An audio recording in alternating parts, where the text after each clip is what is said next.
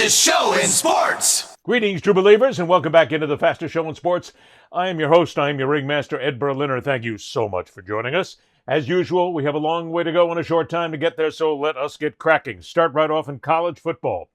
Nothing has changed the landscape of college football more than the firing of Billy Napier at Florida. Now, you can make a case to say that James Franklin's firing at Penn State really has made a dent, but nothing has started the carousel much like Billy Napier has at Florida, simply because of the type of job and the way the dominoes are falling right now in college football.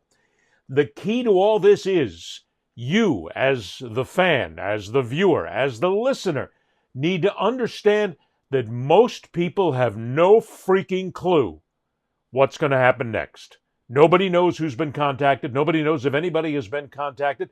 Nobody knows if anything is happening at all just yet. Because we have been bombarded the last several months, as we are every single time something comes up where there's a vacancy in head coaching somewhere, where we have all the experts who know exactly what's going to happen. But every now and then, to be fair, we do get some learned individuals who actually have an idea without having to come right out and say, I know what's going to happen, I can make the prediction. No. Back up just a little bit, okay? I think Lane Kiffin has been the sexy option for the Gators these last couple of cycles when we knew eventually this Napier tenure would end the way it has. James Franklin's a number.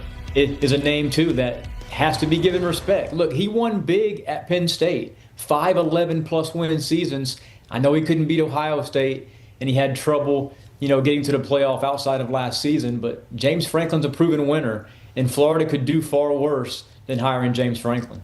I'd really like to see Lane Kiffin in Gainesville. I think everybody would. I think it just seems like a perfect fit. It'll be interesting to see how Florida handles this process, whether it's just a one-man show with athletics director Scott Strickland, or if he forms a committee, or if they kind of go silent and just keep everybody in the dark as far as what their progress is going to be toward that. And then the other one I think just makes sense is Jedd Fisch at Washington. I know he's not a quote-unquote hot name right now, but the way he builds rosters and the way he does so, and also his connections already to the state of Florida, that was a dream job for him just a few years ago. That hasn't changed very much, and I think that he would be a very good second option if Lane Kiffin doesn't come through for them. Okay, please, everybody stop just a moment. Take a breath. Join me. Stop believing the clickbait trolls and all of these numerous of websites out there, these YouTubers that are out there who keep telling you that I've got sources that tell me that Lane Kiffin is going to be the next head coach at Florida, or I've got sources that tell me that Billy Napier is going to be fired today. Stop. When you go out there and start looking for it, just go ahead and Google it, or go on YouTube and Google University of Florida, Billy Napier, and you will be inundated with all of these experts, all of these wonderkins who know everything that's going on at the University of Florida. You know who does? The people at the University of Florida.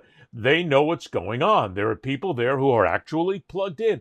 But all of these people who pretend to be journalists, they're all just wackaloons out there, basically just sucking around to make sure that you put enough clicks on their YouTube channel so that they can feel a whole lot better when they come out of their basement at 2 o'clock in the afternoon and mommy makes them a peanut butter and jelly and banana sandwich.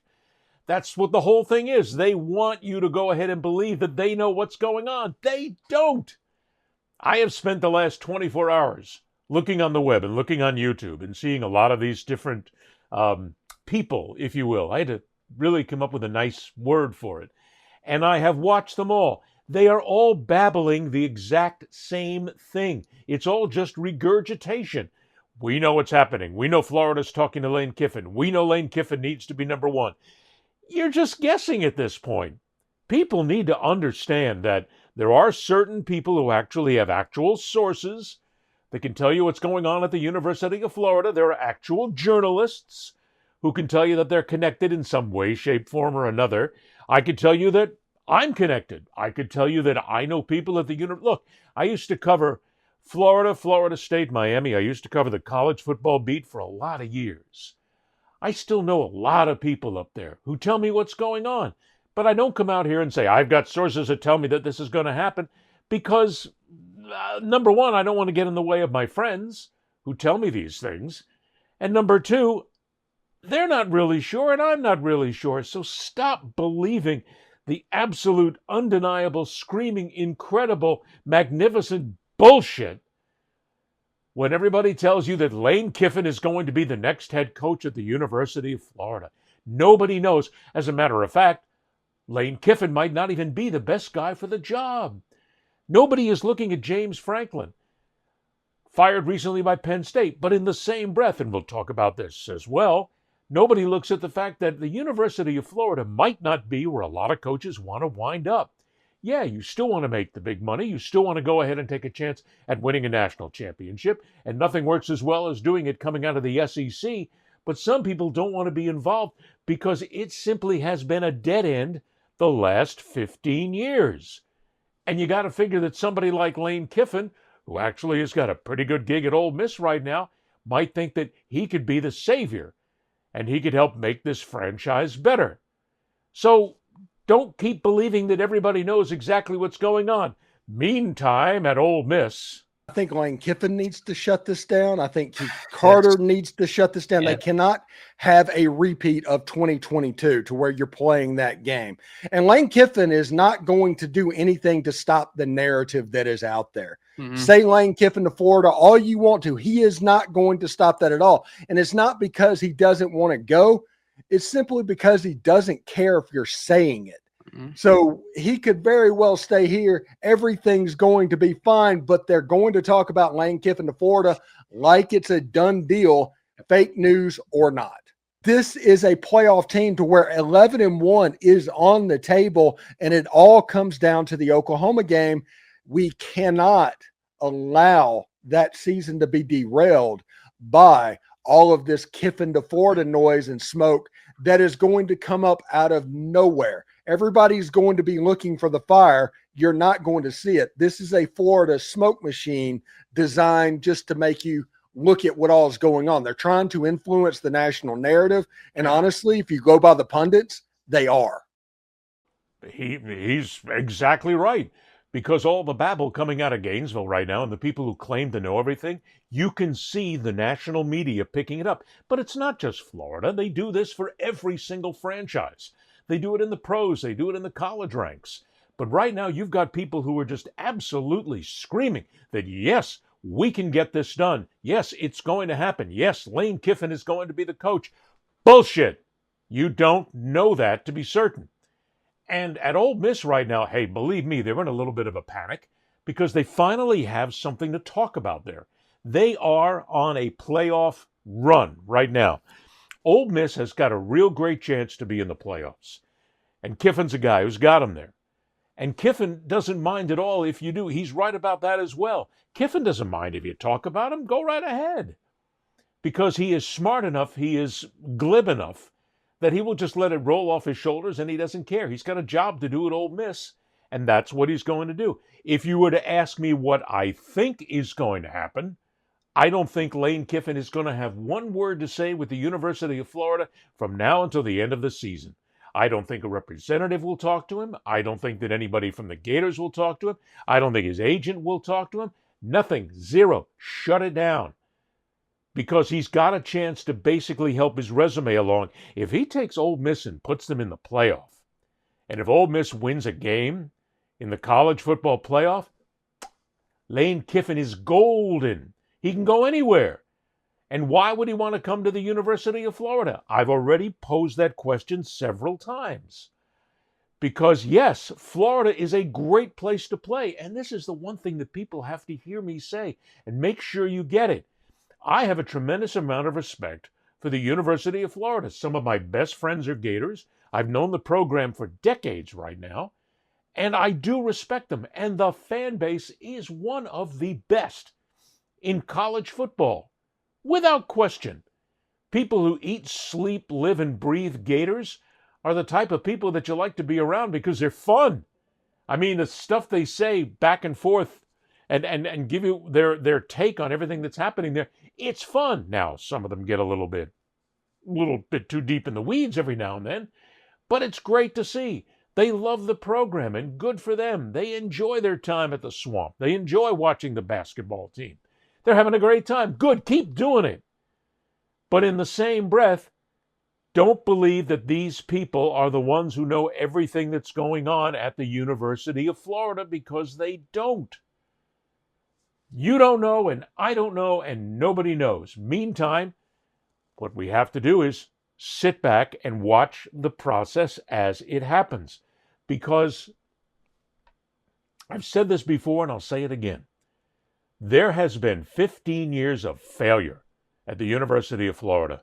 4 head coaches have come in and out of those doors, and they haven't done much of anything at all. Matter of fact, at some point, they've helped to destroy this program, not make it as good as it was. It's on pretty good footing right now, but still, it was on better footing 15 years ago when the criminal Urban Meyer left. But right now, they've got a problem. People look at it and see it as something of a revolving door. Granted, it's a wealthy revolving door, because if you get that job and become head coach at the University of Florida, guaranteed you're going to get a buyout of at least $10 million and maybe more by the time this contract is cut. So you're there to be fired. It's the way it works. College football is a lot like broadcasting. When you take that job, you are now in a career where you will get fired. However, in college football, you're going to get a great big buyout, which is going to make everything better for everybody, and you're going to be able to skate for the rest of your life. In saying all that, they need to look at what's happened at the University of Florida these last 15 years. And Rand Carthon, who played at the University of Florida, actually has it pretty well set. I'll just say this as a Florida alum and former player there. This is the time to get the hire right. Because ever since the Urban Meyer era, there has been a revolving door at the head coach position at the University of Florida. And right now, the University of Florida has to set a precedent in what they want their head coach to look like. No more chasing ghosts, no more going for the hotshot young up-and-comer. Let's, for once and for all, settle this and go make the home run hire and get this person no matter the cost, because this will now settle the program and not have us going through so many coaches since we've seen here since the 2011 season. So this is the time now, because you have so much time before the end of the season to vet and carefully vet the amount of talent that's out there for the head coaching position, and let's go hire that top guy at the University of Florida. Florida will owe Billy Napier a little over $21 million in his buyout, according to his contract. Here's the thing. In the last 15 years at the University of Florida, they have thought they hit the home run 4 times. They brought in 4 coaches. Each time they brought in one of these coaches. They said, this is it. This is the beginning of a new era in Gator football. This is the beginning of a new era in college football. They got it wrong 4 times. So don't you have to look at the people making that decision? Don't you have to look at Scott Strickland and the others who've been down the line in the last 15 years, who've been involved in making this decision? And not only that, don't you need to stop and really understand who's been making the decisions the last 15 years? I mean, granted, the AD, the school, is going to go ahead and sign the coach to a contract, but it's the boosters and the sponsors and the big money behind the University of Florida, like it is in every other college, who has been making this decision. Right now, you have these big money, these fat cat, these hundreds and millions of dollar boosters behind this program who are saying, guys, if you don't hire Lane Kiffin, you're screwed. He's the guy. We want him. As a matter of fact, we know that Lane Kiffin is going to turn this program around, which is all just supposition at this time. It's all just guesswork. They said it for 4 coaches before. This is the guy that's going to turn the program around, when in essence, none of them did. Now, granted, Lane Kiffin is a better coach than any of the 4 that have been at the University of Florida in the last 15 years. Without question. He's a better coach. Look what he's done at Ole Miss. But all of those coaches also had great things happen to them at the place that they were before they came to Gainesville. So everybody was thinking that they're going to take that, they're going to grow from that, they're going to build on that. And with all the resources that we have here at Florida, they're going to be immensely more successful. That's not the way it works. It's not that easy. Because anymore, we are not looking at, and this is the thing that people need to understand, you are not looking at hiring a head coach who comes in and knows the X's and O's. Those days are gone. If you really think there's a Steve Spurrier walking in the door, or an Ara Parsegian, or I don't know, I'm just, or a Saban walking in the door that's going to immediately take over the program and is going to lead you to greatness because they know X's and O's better than anybody else. Bullshit. Complete and utter and smelly bullshit. Because head coaches are no longer head coaches in college football. Now, in the other college sports, they really are. But in college football, there are so many tentacles that have to be taken care of, that have to be worked on, that have to be looked after every single second of every single day. Most of these coaches shouldn't get involved in the X's and O's, which is one of the reasons why Billy Napier failed.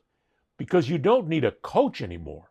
You need a solid manager who can oversee the program as a franchise. They need to look at it as a professional franchise and make the moves that will succeed from there. Just coaching the game on the field, being involved in the play that a quarterback has at 3rd and 27, being involved in a defensive play on the 3rd down and goal to go for the opposing team. No, it doesn't happen anymore. It's not that way, and you need to understand that before you realize who can become your next head coach.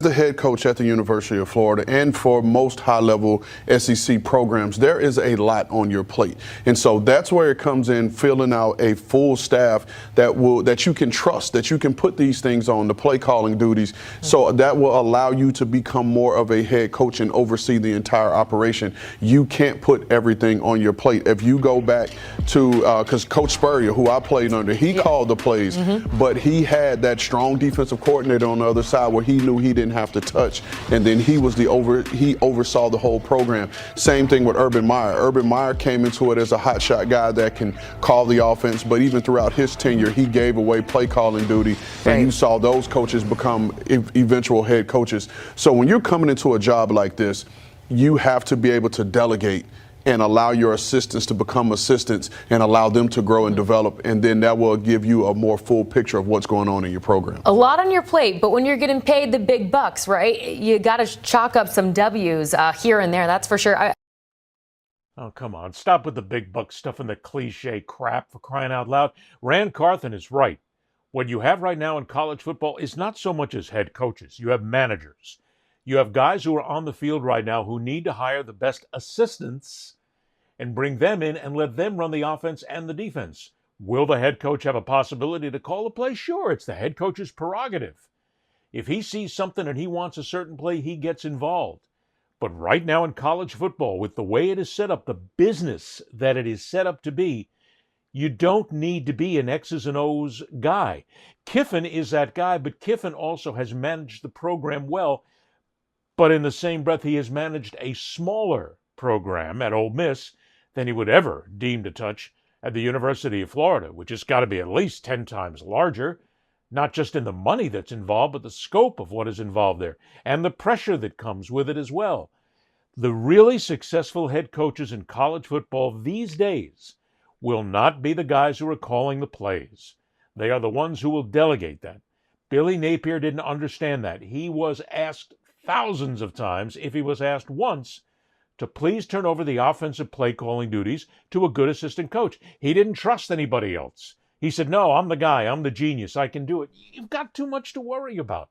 Let somebody else make the call, get in on the headset, understand the plays that are coming up, have a game plan that's ready, and when you do want a certain play called, make sure that your assistant coach, the one who's in charge of the offense or the defense, knows exactly what you want to call, because you have created that winning set of devices, if you will, that winning click that is able to get it done.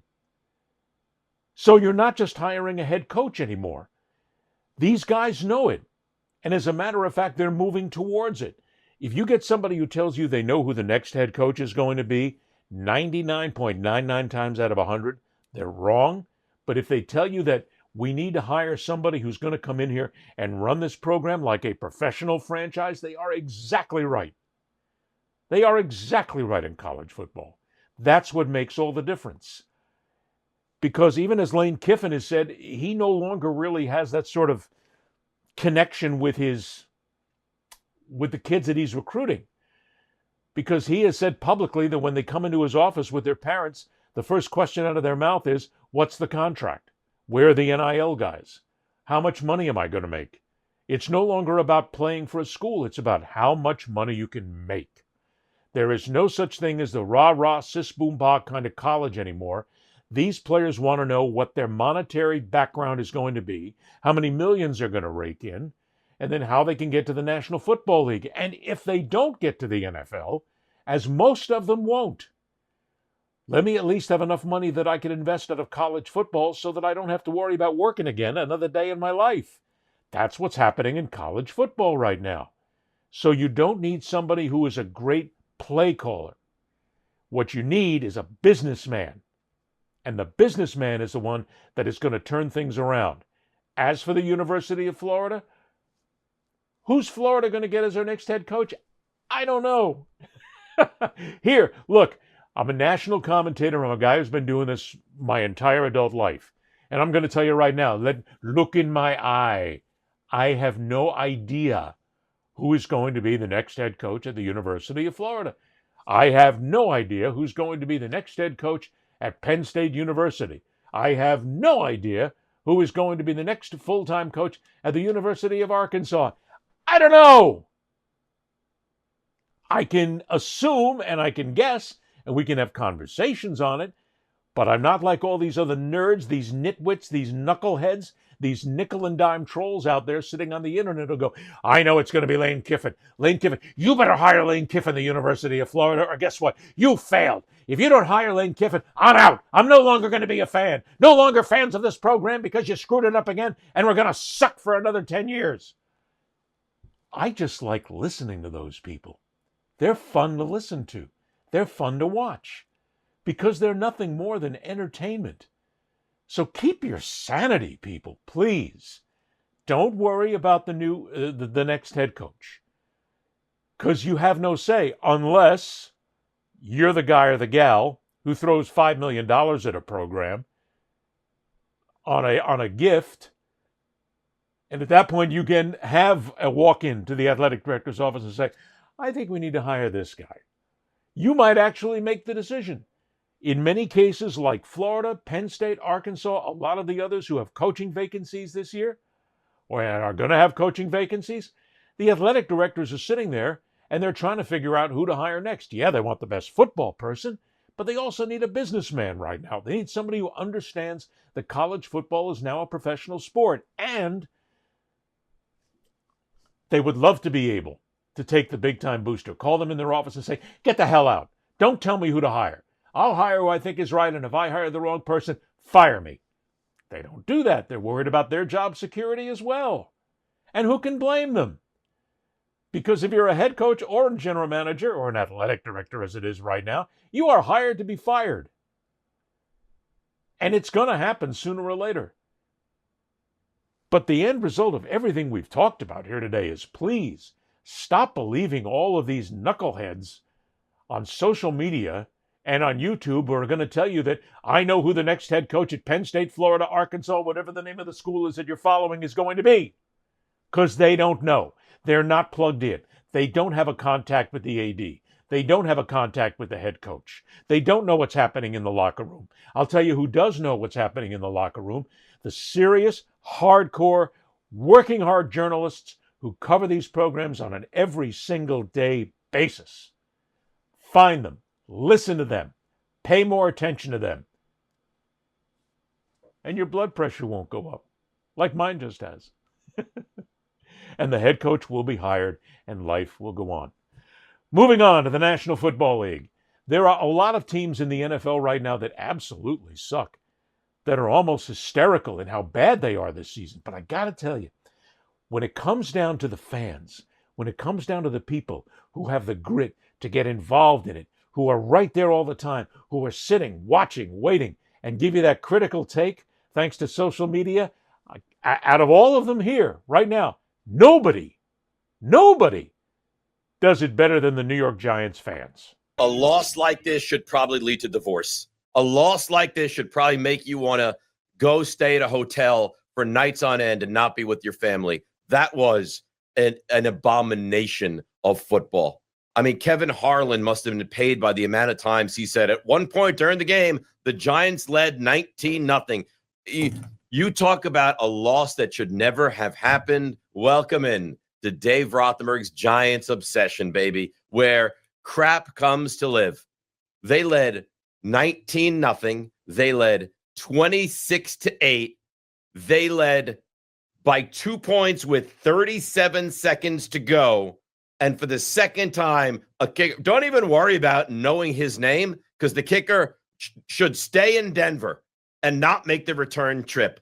How is it that I watch a backup kicker on the Packers, Luke Ravashrik or something like that, make a 61-yard field goal today? Today! He's the backup to Brandon McManus, and the Giants' clown of a kicker can't make an extra point. It's disgusting. That is the worst loss you could ever imagine in your life. And I don't want to be here. But I made a commitment. But I did not make a commitment to how long we stay on. So if you want to say something and you want to get involved, then get involved. Otherwise, I get up and I leave. Because I do not want to be here. That was an abomination. And they didn't learn at all. Somehow, in some way, there's so many things that have to make you want to throw up all over yourself right now. I have never met Dave Rothenberger in my life. I don't know who he is. But I'm going to tell you, I will get in touch with him and I will have to have him on this show. Because out of all of the outside the bubble of journalists, people that talk about teams, that's the best I've ever heard. I mean, throwing up all over yourself right now because the team lost a game, but then again, the Giants did lose a historic game to the Denver Broncos. That's what I want to see. That's the kind of fan I want to see in there. Gets in there and absolutely tells you what it is. It's despicable, it's disgusting, it's demoralizing, it's everything else, it's all of this. Love it. That's a fan. And he did it without the best thing, Dave, I got to give you credit for. You didn't use a single curse word. I mean, I'm shocked. I could not have done it. I mean, I'm a guy who firmly believes in the four-letter word. I think there's a place for it in everything. You didn't do it. I give you full credit, Dave. Best rant of the season in the National Football League. And I got to get him on the show. Without question. Also in the National Football League, if we're going to talk about embarrassments, it still comes down to the fact that we saw two teams get together this past weekend with one win each. 2 wins between them at this point of the season. Somebody's got to lose. I got to tell you, in my 3+ decades, my lifetime of watching professional football, I have never seen as pathetic a performance from a National Football League team as I saw from the Miami Dolphins against the Cleveland Browns. Miami. I said Miami is out there, and I think we saw it at halftime. It'd be interesting to see how they come out at half. This was a game that I think they've been very competitive in, to be quite honest with you, throughout these losses through the first part of the season. The second half of that game, they looked almost disinterested. They looked deflated. They looked almost, there was nothing left in the tank. And they almost disengaged. We've been around this game a long time. We know what that locker room was like. Yeah. Guys are frustrated, maybe throwing stuff around. We're not going to assume what happened in the locker room or what was said, but we do know that there was some type of motivational talk. There was a message. There was a message that was sent from somebody, whether it was your head coach, assistant coach, or the leader on the team in the locker room. That's it. And then they come out and they did not respond.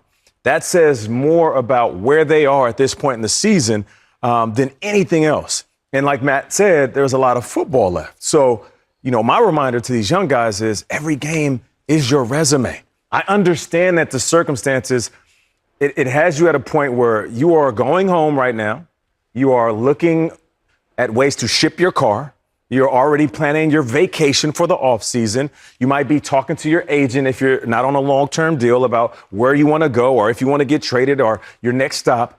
Resist the urge to do all of those things, because all that will do is pull you away from what the most important thing is right now, which is your job. The Miami Dolphins' performance against the Cleveland Browns was the single most despicable performance by a professional football team I have ever seen in my life. And I have seen tens of thousands of games. I have called numerous games in the National Football League and in college football. I've never seen anything so insulting. If you're a fan of the Miami Dolphins, you should give up your tickets right now. You should go back to that franchise. You should demand a refund. You should try to find a lawyer, anybody you can, to get your money back, because that franchise right now is giving you complete shit. I mean, not only that, but the players have given up. And Nate Burleson is right. When they come out of that locker room in the second half and the way they looked, completely demoralized. Nobody was trying. Nobody was out there giving any sort of an effort whatsoever. And guess what? As a season ticket holder, as a ticket holder themselves, somebody who's invested in the team, guess what? You got to earn your money. And nobody on the field in that second half earned their money. Not a single player. You might come up and say that, well, maybe the kicker did well. Maybe the holder did well. But there wasn't that much chance for these guys to actually get on the field. The Miami Dolphins are an embarrassment to the National Football League. They're an embarrassment to themselves. They're an embarrassment to their families, to the franchise, to everybody who was involved here, because they've given up. They have completely surrendered. There is no question about it whatsoever. You can tell me that the New York Jets are winless and the Jets suck.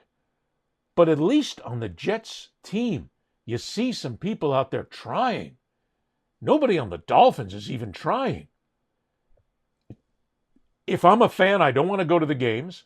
I want a refund. I want my money back. I don't want to bother. I'm turning off the games. I got to tell you, as a matter of fact, there are times during the second half of that game, I actually went on social media before the game, and I said, I'm trying to decide which would be the least painful, watching the Dolphins-Browns game or scheduling that emergency dental surgery right now today by going to the hospital and telling them, drill me. And to be honest, I think the drilling might have been a whole lot less. I turned away at one point in the game. I went to something else. I don't know what I went to. I think probably I went to the NASCAR race, because that was a lot more exciting than having to watch the Dolphins. I'm a NASCAR fan too, but not as big. I'm a football guy. I love my football. But I couldn't watch that mess, that disgusting display of absolute nonsense. And we know where this comes from. There is no leadership on the team. We've said this over and over again. And the owner is going to give Mike McDaniel a chance to sit there and keep coaching. Why? The only reason is you have no clue who you're going to hire. You don't know where your franchise is going. You've got a general manager who makes shitty decisions as well, plus a head coach that has no leadership skills whatsoever, and you've just decided to let it run. Hey, here's the deal with a guy like Stephen Ross and any other owner in the National Football League. I got your money. Hey, you're a season ticket holder. Guess what? I got your money, and I know you're coming back next year. You're going to come back and you're going to pay whatever I charge because you don't want to give up your tickets. You want to be there just in case this team gets good. You want to say that you were there when it was bad and you were there when it got real good. Hey, I put up with the Dolphins. I lived through that terrible season of 2025, and then they came back and they won the Super Bowl. Sorry, I don't know. I just saying that out loud hurts. All of a sudden I get dizzy. But that's what these owners do. That's what a Stephen Ross does. He's got your cash. He's got your money. And guess what? He's got money coming in from the National Football League. It is just rolling in the door. So it's not a matter that he's going to lose any money, that you're not going to come to the games, that most seats are not. I honestly don't know if the Dolphins are a sellout, but I doubt it. Maybe they are. But he doesn't care. The sponsors will still show up. It's the National Football League. It's showtime. You're going to be there. So I can put a crappy product on the field and I can let it roll, and you can't do anything about it. You're the fan. You can't do anything. You can scream, holler, jump up and down, do whatever you want. You can tell me what a rotten guy I am. You can tell me what a mess I've made of this place, but I don't care. I don't care. Yeah, it'll all work itself out, and maybe one day we'll all make money again, and maybe one day we'll be back in the playoffs. But I'm the owner. I don't give a shit. No, and he doesn't. He does not. Stephen Ross, and you know something? I've met the man once in my life. I don't know him personally. But I can just tell you from what I see, he doesn't give a shit what you think about him or the Dolphins. Let him go ahead and make that statement by saying that he's going to let Mike McDaniel continue to coach. Hey, how about the fire sale?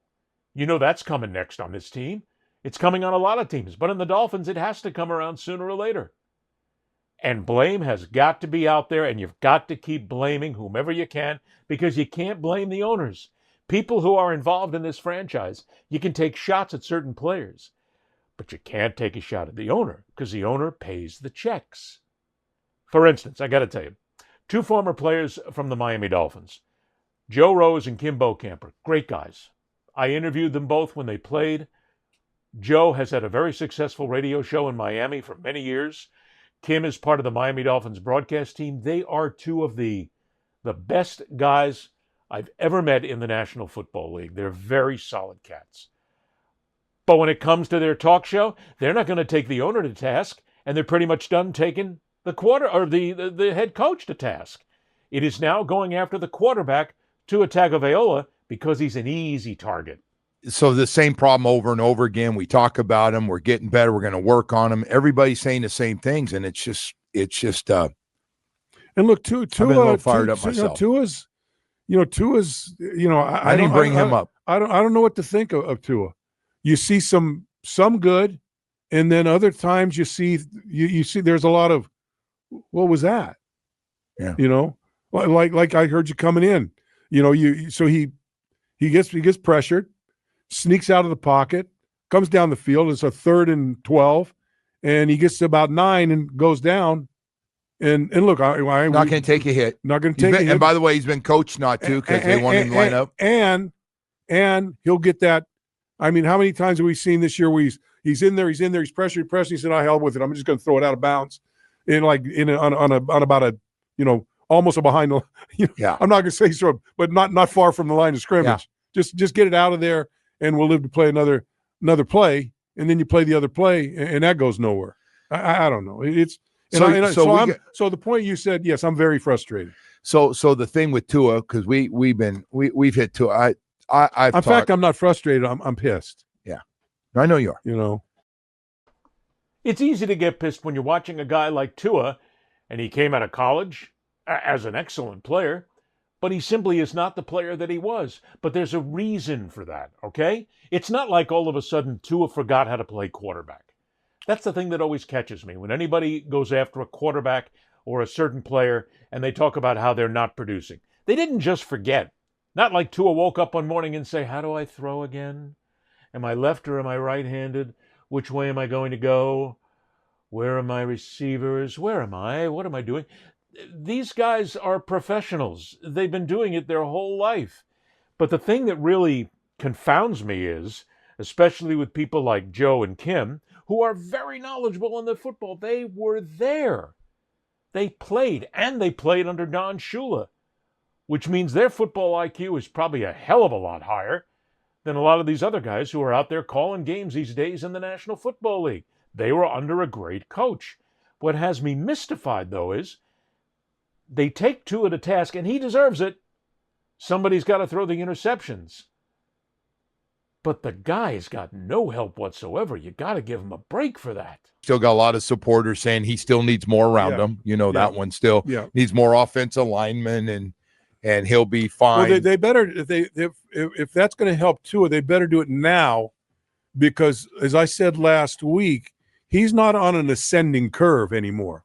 No. He's not on the way up anymore. No. He's either flatlining or starting to take a dip. He does not look like the guy from 2 years ago. No. Does not. No matter what anybody wants to say, you could be his biggest fan and have 42 of his jerseys. He does not look like he used to. From a body language, from a production, from a leadership standpoint, that thing that he threw out there on Sunday, and even the week before, I was in there interviewing him, and like that was a bad loss. That Carolina, you're up by 17 and you lose.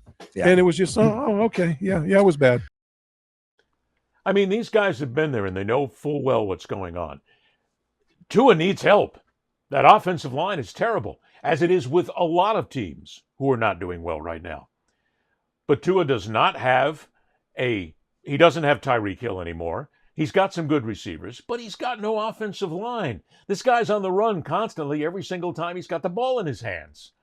And I don't care how good a quarterback you are, if you don't have a really good offensive line in front of you, or even in the case of greats, a great offensive line in front of you, you're not going to be great. You're not going to be good. I get that. But there is also the point that you do have to admit Tagovailoa has the concussion issue, which right now has got to be holding him back. Because a couple of doctors, and I've spoken to neurologists on this, and people who understand CTE, none of them thought he should go back into the game. He's got to have a hesitancy. There's got to be a twitch here and there, because the guy is facing permanent brain damage if he gets hit the wrong way again. So that's got to enter into his thinking. But he also has a terrible offensive line, really bad. And he also has a coach who is not a leadership coach in any way, shape, form, and really has no clue about certain calls and plays, and does a terrible job managing the game on the sideline. He also has offensive coaches who apparently are being held back either by McDaniel or by the players that they have around him in order to call the plays that they do call. So I can't throw everything on Tua. You also got to place it on the defense. Last time I checked, he doesn't play safety, he doesn't play cornerback, he doesn't play linebacker, he's not on the line. So Tagovailoa, you can blame him all you want for throwing interceptions. And in the game against Cleveland, at least 2 of the interceptions were not his fault. But then you can also say, well, what about the defense? If you're going to take him to task, take that leaky defense to task as well. It's awful. But this goes back to what I said earlier. The players on the Dolphins have surrendered. They have given up. They are no longer playing. Their heart's no longer in it. Their head's no longer in it. You got guys there who don't like the culture in the locker room, who don't like the coaches they're being coached by, who have some sort of animosity about their fellow players, whatever it is. I'm beginning to think that Tyreek Hill might have actually been a cohesive effort in the locker room, and I never thought I'd say that out loud. Because with him gone, things have gone downhill. Not just from not having a receiver, an all-star quality receiver, but things got a lot worse in the locker room real fast. Somebody's got to take control, but I think we're past that. At this point, you're looking more at a fire sale than anything else. Moving on. I missed an anniversary date last week for the shows. October 16th, 1968, in Mexico City, was a day that changed sport and changed society forever. October 16, 1968, American Tommy Smith had just won the 200-meter race with a world record time. Fellow American John Carlos finished third. It was a historic day that was just getting started. For a little context here, the games were taking place only months after the assassination of Dr. Martin Luther King Jr. and the Vietnam War protests were picking up. Both Smith and Carlos wanted to use their platform to shine a spotlight on civil rights issues. Smith and Carlos went to the podium shoeless, wearing black socks to represent black poverty, wore beads to protest lynchings, and as the Star-Spangled Banner played, each raised a black-gloved fist to show support for black people and oppressed people around the world. It wasn't a black power statement. The statement was a humanitarian statement. I wanted to express that we know people are hurting in the world because we're hurting in the world. The reaction was swift and ugly. The pair were booed when the anthem ended, and the IOC president sent them home saying they breached the fundamental principles of the Olympic spirit. Back home, the pair faced abuse, even death threats, and their athletic careers were essentially over. Smith is now a public speaker, Carlos a retired track coach. Now in their mid-70s, both remain committed to raising awareness to human rights issues and helping others break barriers. If you have never known the story of Tommy Smith and John Carlos, I urge you to go back, look into it, research, and learn, because their athletic careers were indeed over after that protest. But it was the first time in recorded memory where an athlete took their power, their ability, their stance, their platform, and decided that it was going to be time to say something other than about sports and mere competition. It was about the ability to say something that would enact change. And what they did, changed sport forever, because it showed that those who are athletes, those who have the platform, have the ability to change with a peaceful protest. It was the intermix of politics and sports which has always been together. Always. Story for another day. But when you have that opportunity to make a point, you realize that your career is probably going to be over, which means you've done it for what you believe is a greater cause. This morning, the spotlight on football star Colin Kaepernick for taking a stand by refusing to stand.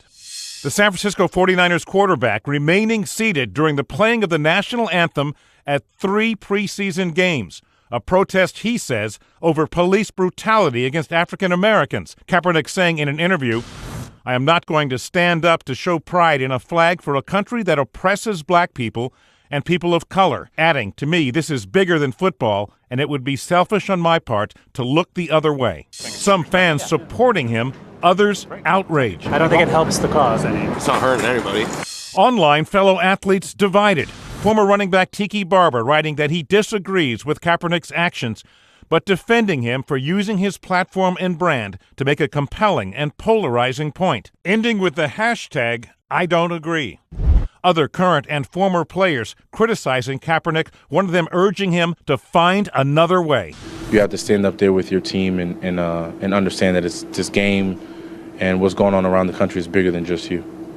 The outspoken quarterback, who is biracial, often takes to social media to voice his opinions. In a written statement, the NFL said, players are encouraged but not required to stand during the playing of the national anthem. And 20 years ago, an NBA player was suspended for refusing to stand for the Star-Spangled Banner. Kaepernick will not face discipline by either the league or the 49ers, but he says that if this is the end of his football career or the end of his endorsements, it was worth it because he says he did the right thing, even if a lot of Americans disagree, and many will disagree. For 9 years, we have been arguing what happened and what Colin Kaepernick did. A couple of times. I'm not going to get into the issue of trying to tell you how to think. Everybody has their own opinion whether it was right or whether it was wrong. Many people think it was disrespectful to the United States. Many people believe it was exactly what needed to be said. The point is, athletes, people involved in sports, have the opportunity to use their platform to make a stand, to make a change that they believe in. And we don't need to maybe accept it, but we need to understand it. There are people out there who will use their fame to move a cause forward. And while in many times we talk about Carlos and Smith, and we talk about Kaepernick and so many others, in our midst right now is a coach who believes that the game is not everything, that there are other things in life to discuss. Steve Kerr is the head coach of the Golden State Warriors. And when the United States citizens got together en masse, some 7 or 8 million people, on a weekend for what they called No King's Day, to protest the American government, Steve Kerr was there. And he has no problem telling you that. I did go. I went to the one at Embarcadero Square. It was beautiful. There were some people out there. It was a love fest, music playing, everybody marching peacefully. And everyone I saw 100% loves their country, and as is our country's custom, if you don't agree with what your government is doing, then you peacefully protest. And that's how it should be. We are, the democracy, we the people. And I think it's been proven that, there's a lot of sway out there right now, whether it's from the media or political pressure. And so we have to be the ones who can push things forward. And the way to do that is to peacefully protest, make your voice heard. That's what I saw yesterday. It was a beautiful day. Steve Kerr has been excoriated on social media by fans who are angry at him for bringing up the subject of the No King's Day protest at his press conference. Here's the thing. He was asked about it. It's not like Kerr came up and immediately made a political statement at the beginning of his press conference. There was a reporter in the crowd who asked him specifically about it, and that was his answer. His answer was, I went, it was peaceful. These are people who love America. There was no problem there. This is the democracy that we live in. It is the ability that we have to protest. We have that ability. Do you know how many millions of people around the world do not have that ability, cannot protest against their government, cannot say they're angry, they're upset, they're pissed off, whatever it is, cannot make up signs telling people how angry they are, cannot peacefully protest? Most of the planet. There's a lot of freedom around the world, but there's millions, tens of millions of people who don't have that ability to be able to do it. And Kerr thought it was the right thing to do. Bravo, Steve Kerr. I think it's absolutely wonderful that Steve Kerr answered the question. He didn't dodge it. He didn't say, well, this is sports right now. We're just going to talk about sports and not about politics. What he was talking about was not necessarily politics. What he was talking about was a pride in America. What he was talking about is people who care. People who want this country to be something more. They want it to be something special. They want it to be truly great again without driving it into the ground. They want this country to be something. They want America to be, once again, that shining beacon on the hill, if you will. And right now we're not.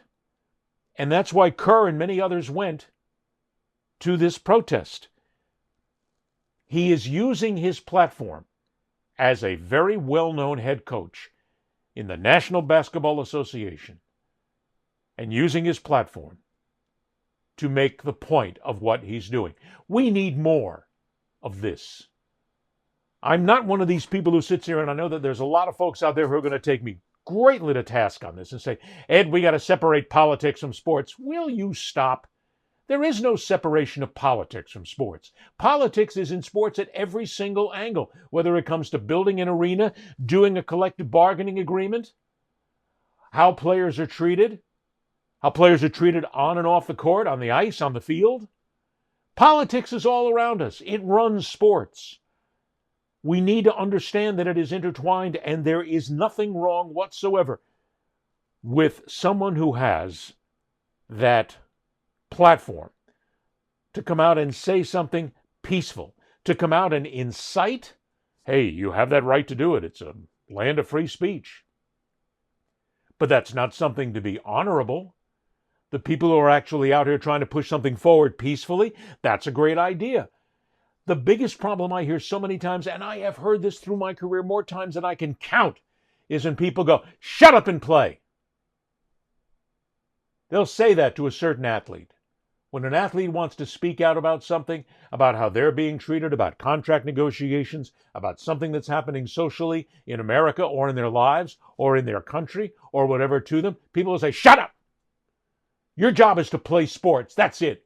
You're not smart enough to think about anything else. As a matter of fact, you're just another dumb jock.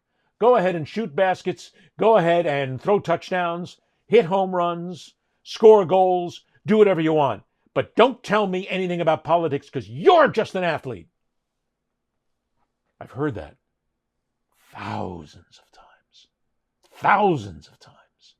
And it's wrong. It's wrong. They are human beings. They are citizens. They are people of America and people of the world, and they have that right to say something, and they should say something. So when Steve Kerr gets up and talks about it and responds to a question, many times when Steve Kerr has said something that is politically oriented, he is responding to questions because people know he speaks his mind. Good for him. Speak up. We need more athletes, more people, more entertainers, more people with that platform to speak up peacefully, to talk about what's happening in America, to make us better, to push us forward in a positive side. Sports is great. Sports is a wonderful game, is all it is. It's the toy store. And it's great to have it in our lives. It gives us something to root for. But there are so many athletes right now who are supremely intelligent, who are not just basketball players or baseball players or football players or hockey players or soccer players or race car drivers. They have something to say that is positive. And I will counter this by saying that, yes, I know you have the right of free speech. You have the right to say whatever you want. The ones who come out and say things negative, who incite riots, who have invectives, who drag people along with them, who want to create a problem, I'm not for that at all. I don't want them to speak. I want them to be drowned out by the people who understand that this is a great country, a great place to live, and it should be better than it is right now. Because right now, it's something of a shitstorm. So if Steve Kerr speaks up, makes his point known, bravo. Bravo, coach. Continue to do it. And drive other people to do it as well, who maybe don't have your platform, but are able to be part of making a real difference in this country. Finally, moving on, I got to tell you something. There's players who call out their teammates, and this was made very big recently when Tua Tagovailoa got in front of the microphone and called out his teammates for bad play, for guys who weren't getting the job done. And there are people who are saying that, well, you're just an athlete, you ought to shut up, and you should have a little teamwork. I got to tell you something. I enjoy it. I find it fascinating when a player gets frustrated and says, I'm going to use my time to send a message to my team. And nobody did it quieter and in a better frame of mind than Toronto Maple Leafs goalie Anthony Stolarz, who had been run over in a game and really had reached the end. It was a good third period, but first two periods, we kind of let them walk all over us. And, we just didn't play our game. They outworked us in front of the net. They blocked shots. They beat us up and down the ice. And, the score was indicative of that. They just outworked us, plain and simple. Are you getting a little frustrated with guys taking runs at you? It's just playing hard. Maybe we can take a page out of their book and start getting to the net.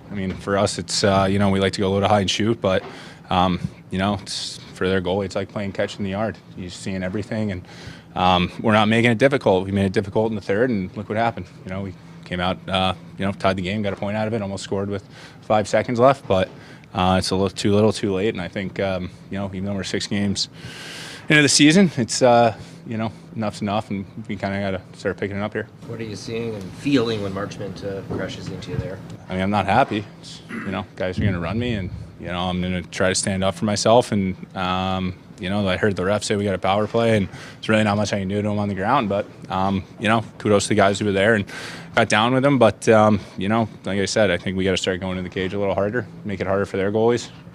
It's not fun. I don't like having 225-pound guys landing on me, so, hopefully learn a lesson here. Stolarz is a leader on that team. He has been in a position to win before, and he finally decided enough was enough. Too much bullshit going on here. I'm getting run over. My guys aren't helping me. I'm going to call him out. Good for him. Good for him. When Tua Tagovailoa went out after his Dolphins teammates are being lazy, I applauded him as well. You know why? You get all these people who are going, oh, it's bad for the locker room. Oh, it's going to leave bad feelings here. You don't go ahead and air your dirty laundry in public. Apparently, airing your dirty laundry behind the scenes isn't doing anything because the team's not reacting.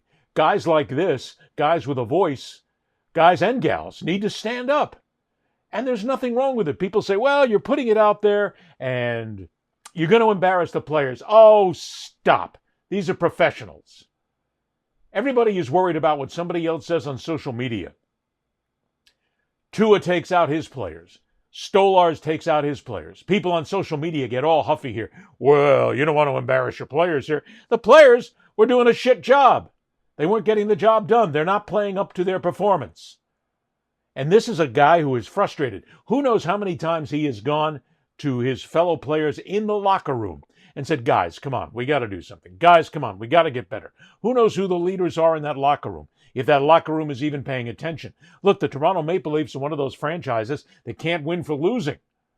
I mean, they've been so close. What, they haven't won a Stanley Cup since what, 1342? It's possible. I mean, they're frustrated. So when guys don't get the job done in front of him, and a game that could have been won goes into the loss column, good for Stolarz.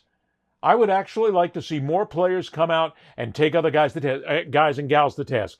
Smartly, I don't want them to come out and say, boy, we really played like shit tonight, and the guys in front of me, I don't think I'd ever want to play with any of them again. No, that's not what I'm talking about. But put guys on notice, put gals on notice, put the players on notice. It might not be working behind the scenes. It sure as hell isn't working with the Dolphins behind the scenes. And you're going to say that, well, it's only going to disenchant so many players. It's not going to make for a better atmosphere in a locker room. Well, maybe there are some people who need to be ashamed, who need to be embarrassed. Maybe they need to understand that they're not playing up to their best potential and that they can do better and that the team can do better if they actually get off their ass. So, yeah, I have no problem whatsoever. And if somebody says that, well, social media hammered this guy and this gal and this player because of what was said at the podium, grow up. Put a pair of pants on. Put the big boy pants on. Take a little criticism. Maybe learn from it. I mean, that's the other thing, too. We in the media, we criticize. But we're not in the locker room. We don't play the games. How about the ones who play the games who are then getting upset? Let them get upset. Let them shake it up a little bit. Maybe it gets better. Maybe it doesn't. What do you got to lose? But you got to do it smartly. You can't just insult your teammates. You got to do it smartly. And Stolarz did the right thing. He did it smartly. And even Tua, he did the right thing. He did it smartly. They didn't call out names, but they basically said, we're not playing up to our potential right now. Let's do better. Good. Get in the face. Get right in it and make the point. Bravo. Then again, I'm a hockey guy, so I just like hearing it. It's about time. All right, a reminder once again, don't forget, please subscribe. Please go ahead and go to the fastest show in sports on YouTube. Subscribe. Tell about 1,000 of your friends that you want to be part of this. We need you. We need those fans out there to be part of this. Don't forget, you can also comment on the YouTube section. You can go right under the comments section. We check the comments every single day. We answer back everybody who writes us. Also, don't forget, if you want to listen to us on audio podcast, go wherever you get your audio podcasts from, iTunes, wherever that is. We are on all the major platforms. But be part. We're going to start a new effort and try to make things really interactive here. We want your opinion. Get in here. Be part of it. Let me hear you. For everybody here who's a part of this show, including Broder and Bailey, the puppies, I'm Ed Berliner. Thanks for joining us on the fastest show in sports. Until next time, rock on, true believers. See ya. Ed Berliner, the fastest show in sports.